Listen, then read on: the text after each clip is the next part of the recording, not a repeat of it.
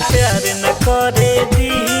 चलो भाग चलो रानी तू तो ही साइकिलिया से गौवा के लोगवा लागे प्यार न करे दी।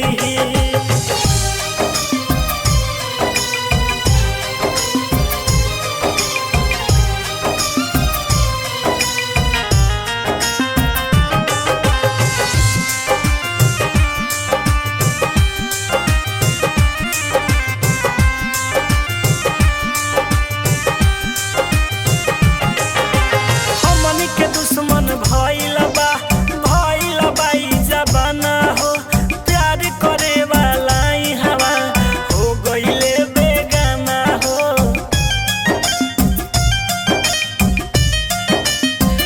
हमनी के दुश्मन भइल बा ई जमाना हो।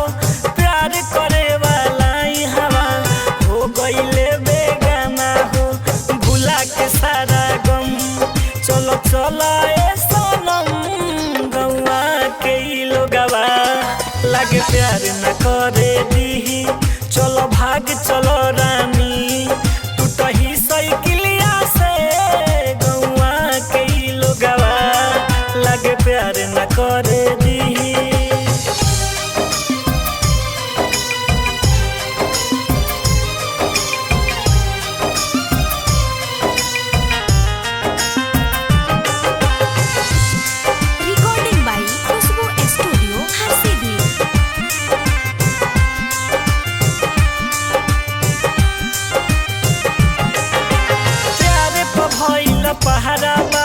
पहरा बा ए बात से लोगवा जर जर मरेला हमनी के मुलाकात से। अरे जा